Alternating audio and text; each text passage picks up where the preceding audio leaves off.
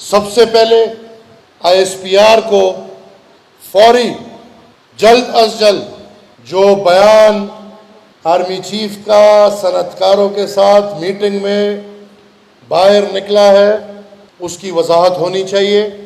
اگر وضاحت نہیں ہوتی تو پھر ہم قوم کے سامنے رکھیں گے کہ پاکستان کس کو کتنا پسند ہے اور کس کو کتنا نہیں.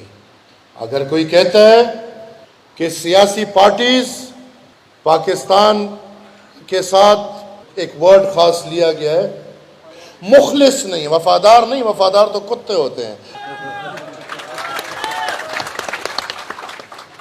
کہ سیاستدان پاکستان کے ساتھ مخلص نہیں، فوری طور پہ وضاحت چاہیے.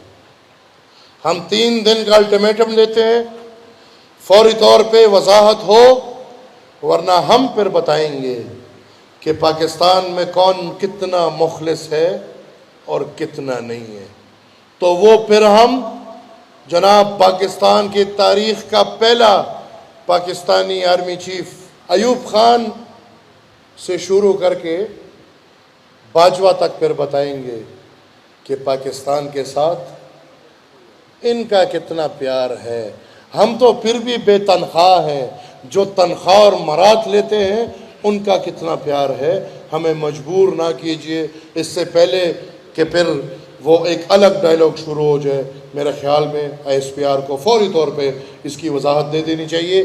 چیف صاحب لگے ہوئے ہیں، اکانومی کو سنبھال رہے ہیں، پیسے بنا رہے ہیں، مطلب کہ پاکستان کے لیے قرضے لا رہے ہیں، بہت اچھی بات ہے، پر اپنا کام ان سے رکا ہوا ہے، نہیں چل رہا. اپنا کام ہے ڈیفنس. یہاں فوج بھرتی ہوتی ہے صفائی سے لے کے چیف تک ڈیفنس کے لیے. ہمارے ڈیفنسز پچھلے 50 سال سے بریچڈ ہے، ہماری دفاع آج بھی بریچڈ ہے. میرے خیال میں چیف صاحب کو سب بھول کے جو کام سیاستدانوں کے ہیں جلد از جلد انتخابات کرا کے یہ سب کام ایک دفعہ سیاستدانوں کو حوالے کر دیں، کیونکہ آپ 6 مہینے سے نہیں، سن 47 سے لے کے آج تک پالیسی آپ کی چل رہی ہے، دفاعی پالیسی آپ کی چل رہی ہے، فورن پالیسی آپ کی چل رہی ہے، اکنامک پالیسی آپ کی چل رہی ہے. تو اگر 70-73 سال میں ٹھیک نہیں ہوا، میرے خیال میں مزید بھی ٹھیک نہیں ہوگا. آپ خالصتاً سیاستدانوں کے حوالے کریں اور خود جو ذمہ آپ کی ہے، جس ذمہ کے لیے آپ نے عہد اٹھایا ہے، جس ذمہ کی آپ کو تنخواہ مل رہی ہے، خدا را پاکستان قوم کی حفاظت کریں، دوسروں سے بھی کریں اور اپنے والوں سے بھی کرائیں.